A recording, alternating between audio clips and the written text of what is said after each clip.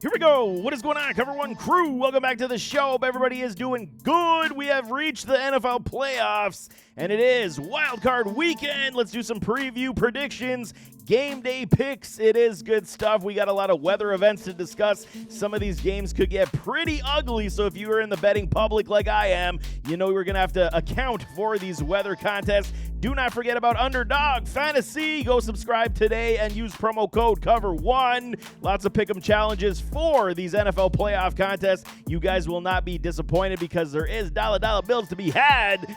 Point spread picks, baby. My week 18 was very good, man. 11-5, finishing off the season extremely well. 18 games above the 500 mark. Very good season for me, stacking my bank account with those dollar bills.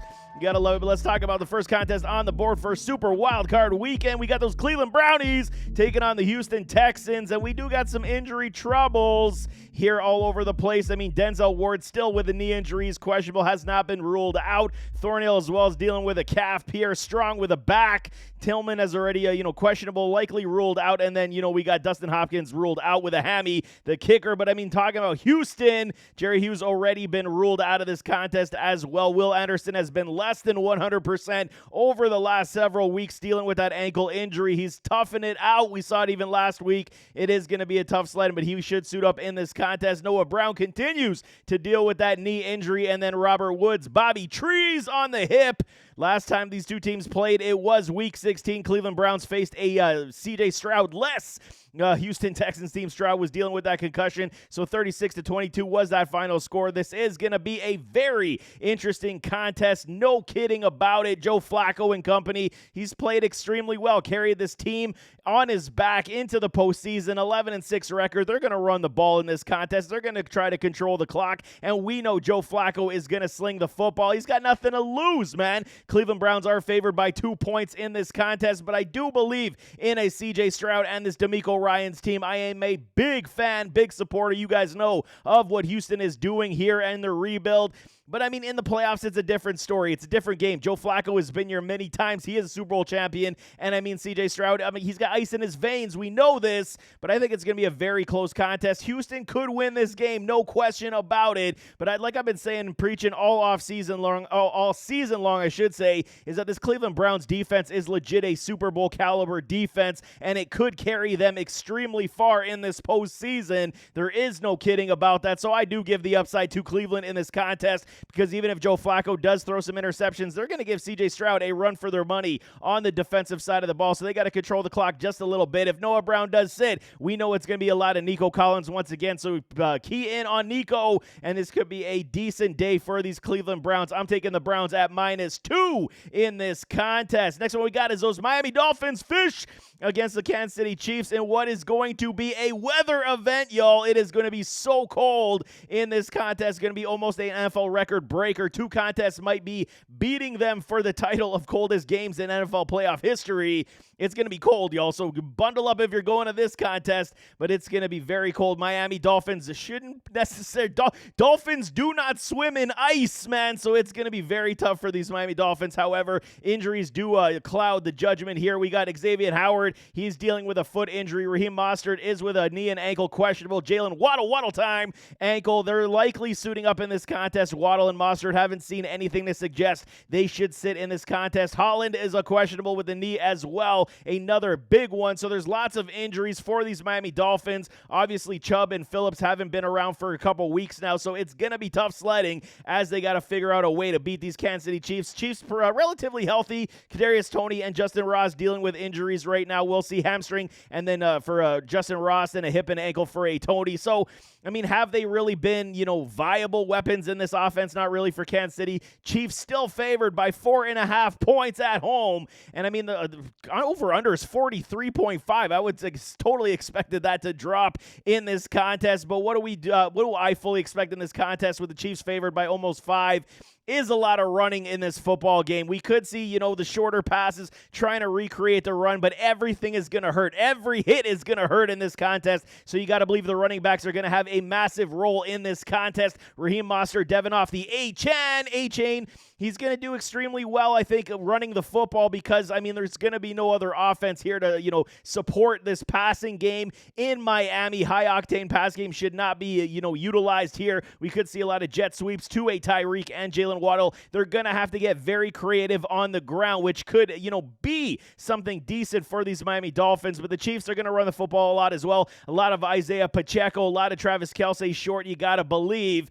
It's going to be a tight score. I don't see a lot of points on this board. I think this over-under is way too high. And I think that, based on the fact that, kicking is going to be a challenge with that football being as heavy as a rock in this cold, I could see it being a very close contest. That's why I'm saying Miami plus 4.5. I think Kansas City still wins this football game, but it's going to be very tight, very close, unless, touchdowns got to be the key. And Miami's going to at least run the football enough to at least challenge in that department. I definitely see Miami plus 4.5 in this contest, even though I think the Chiefs are going to win this game. Pittsburgh Steelers taking on my Buffalo Bills in another weather event. It is an emergency warning. Snowfall, blizzard-like conditions, wind chill factor. It's going to be ugly in Buffalo. Pittsburgh coming in with TJ Watt on the knee out. Biggest name that's, out for these Pittsburgh Steelers. Massive loss for the defense. TJ Watt, we know he's one of the better, best players on the defensive side in the entire NFL. Bills are favored at 9.5. This is dropped from 0.5 points. It was 10 points just yesterday. So, I mean, we'll see. Last meeting, Pittsburgh and Buffalo back in 2020, where the Bills beat up on these Steelers 38-3, but that was in prime conditions, y'all. Bills dealing with some injuries. Dawson Knox is sick. He should suit up in this one. Gabe Davis and Taylor Rapp have been also ruled out of this game. Not good for the Bills. Rasul Douglas still has an outside chance of suiting up in this game with a knee. If he does sit, another huge loss. And then Dodson dealing with a shoulder has not been ruled out either. And Ty Johnson with a concussion. So the Buffalo Bills in this contest as well is going to be very much run heavy. For Pittsburgh, it's going to be the Najee Harris and Jalen Warren show. You got to believe that as well. Maybe some Pat Freiermuth. It's got to be safety blanket, short plays. Mason Rudolph, how's he going to fare versus Buffalo Bills defense in the snow? We shall see. It's not going to be good news for anybody's passing game. Buffalo Bills, Josh Allen, maybe playoff Lenny activate. We're going to see that. Maybe some Lat Murray as well. We'll see how it does transpire. But the Buffalo Bills with James Cook, Uncle Lenny, maybe Lat Murray, they're going to have to run the football a lot in this contest. Lots going to be on Josh Allen's hands to run this football as well. You don't really foresee a lot of passing, especially if the wind gusts, like they're saying, 53 to 60 miles an hour. It's going to be pretty tough, man. Kicking game is going to be absolutely obsolete in this contest as well. So you got to see a lot of fourth down conversions happening, a lot of third down conversions if you want to win this football game. But a lot of running is going to be here. That's why I'm saying 10 points is a little too high for me. Could be a very, 6 to, you can't kick point after conversions. So we could see a 7-6, 8-6 contest in this game. So it's going to be very tough sledding for points to be on the board. I do see the Buffalo Bills winning this contest as well, but I do think it's going to be very tight because of weather conditions. It should be very tough sledding. We could see the Bills score those 2 touchdowns. Pittsburgh not even get in the end zone and the spread get killed. So I don't hate the Bills at minus 9.5, but I'm going to play it safe due to weather and say plus 9.5 for these Pittsburgh Steelers. Green Bay Packers taking on those Dallas Cowboys on Sunday. This is an interesting game.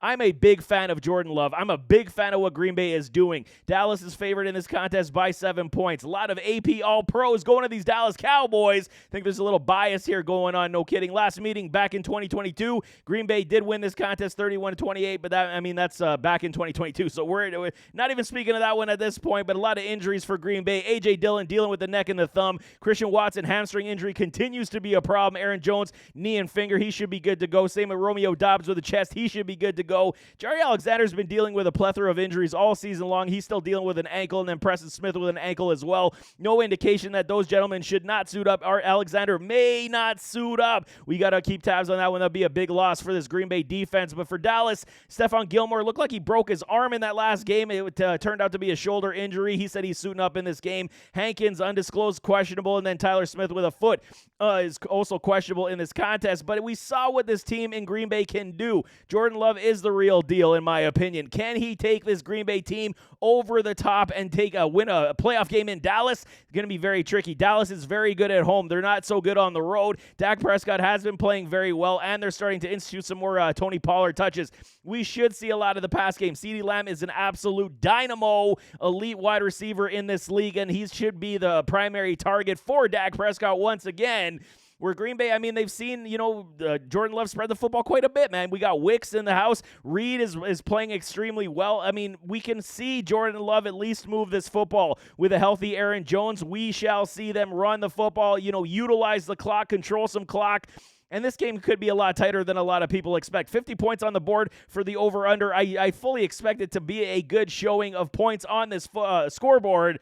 But at this point, I mean, do I believe the Dallas Cowboys were going to lose at home? Probably not. I'm in favor of Dallas winning this game, but I do think Green Bay will challenge, if not kill this spread late. I'm going Green Bay +7. Even though the Dallas Cowboys should be victorious, I would not be surprised to see Jordan Love and this Green Bay Packer team challenge this Dallas Cowboys squad all the way to the finish line. Should be a very good contest in Dallas. Next one we got is the LA Rams taking on those Detroit Lions. Revenge game all over the place. Matthew Stafford and Jared Goff taking on their former clubs. It's going to be absolutely phenomenal. First time Matthew Stafford, has been back in the Motown since being traded to these LA Rams, if I'm not mistaken. So it's going to be, this, high, emotional situation where he enters the stadium. You wonder if they're going to boo Stafford or if they're going to cheer for him right out the gate. So we'll see. It's going to be interesting. Rams dealing with Tyler Higbee's shoulder questionable. Fuller has an ankle questionable. Note Boom undisclosed questionable. And then Reeder with a knee questionable. Notable injuries. Detroit is favored by 3 points in this contest. They got dealing with Sam Laporte as the biggest one. Is he going to suit up in this one? They got him on the questionable, but I'd be shocked to see Sam Laporte suit up in this contest as his knee was hyperextended. You don't typically see him come back that quickly 1 week, after that type of injury. So a couple week injury for Sam Laporte. They're going to have to deal the business without him likely in this contest. So you got to believe a lot of run is going to be to Jahmyr Gibbs and a Monty, and maybe we see a little bit more of a JMO in this game. They got to do something. They need a secondary piece, but Khalif Raymond dealing with the knee. He's been very good for this Detroit Lions team as well. Third option, fourth option, fifth option, jet sweeps. He's been very good. Khalif Raymond, definitely one of the under-the-radar type of players that can absolutely uplift this game. 12-5 Detroit Lions, first time in how long they've been in the playoffs. I'm going the LA Rams, man. It is a +3. I think that even if Detroit does win, it's going to be a 1 or 2 point contest, but this LA Rams team is no joke. Puka Nacua, Cooper Kupp, they've been playing extremely well. Demarcus Robinson has come out of nowhere to be a great viable piece for a Matthew Stafford, and then the running upside from a Kyron Williams on a Detroit passing team, passing defense, I should say, that isn't necessarily stout. So I could see a lot of Puka, a lot of Kupp carving up this secondary where the defensive front for the Lions does defend the run extremely well, so we could see a lot of PPR upside, I'm talking fantasy football, a lot of passing upside to a Kyron Williams from the backfield in this contest. But I mean, Detroit is no slouch. They can put up points with the best of them. It's going to be a very interesting contest. I'm gonna hedge the bet here and say +3 for these LA Rams. Won't be shocked if Matthew Stafford brings them to victory, but I would not foresee anything higher than a 3-point contest in this game. We could see a push, no kidding about that. It is going to be one of the favorite contests that I'm looking forward to this weekend. Philadelphia Eagles finishing off on Monday Night Football on Super Wildcard Weekend, taking on those Tampa Bay Buccaneers.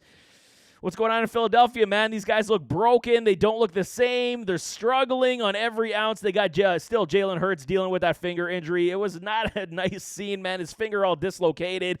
He's likely suiting up in this contest. No way he's going to be sitting in this contest whatsoever. Blankenship's dealing with a groin. We got A.J. Brown dealing with that knee injury, and then Sidney Brown looks like he tore his ACL last week. Not good for business. Where these Tampa Bay Buccaneers, okay, Wharf's He's dealing with an undisclosed injury. Baker Mayfield, the Bake Show, he's beat up a little bit, ankle and ribs. He is questionable. He will suit up in this contest. So, I mean, at this point, the Eagles are still favored at -3. If this was the Eagles going back to, like, week number 10, this probably would have been a -10 favorite for these Eagles. Taking travel to Tampa. It's going to be interesting. The Eagles have not looked good over the last 5 weeks, 4 weeks, and it is a struggle to get offensive productivity. They got to get back to running the football with a DeAndre Swift and a Kenny Gainwell. Hopefully, a Jalen Hurts can can start finding his wide receivers. It's good news we didn't see a Devontae Smith on this list, because with A.J. Brown less than 100%, they're going to need others to step up, and that could also be a Dallas Goedert.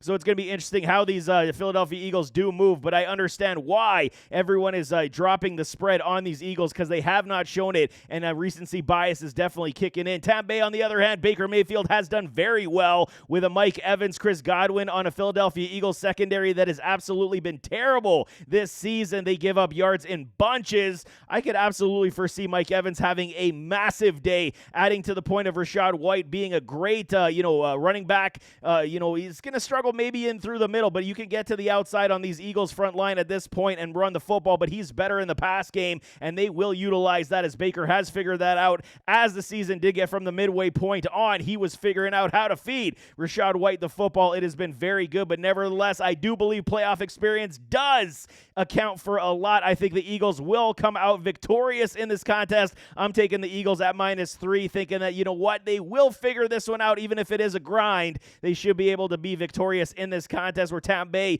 they're going to try their best, and they're decently enough, stacked to compete. But I do believe the Eagles are battle-tested enough from the playoffs and their Super Bowl run. They will at least come out in this contest. But there you have it. That is Super Wildcard Weekend, my point spread pick predictions. Who's going to win these contests? Like I said, weather events are going to make two of those contests very ugly, and it might not be very entertaining football. So hopefully we can at least stack our bank accounts with some dollar bills. But there you have it. That is the point spread picks, like I'm saying. But nevertheless, as always, don't forget to hit that like button, hit that subscribe button, jump in those comments, give me your thoughts, and we'll see you next time. I am out.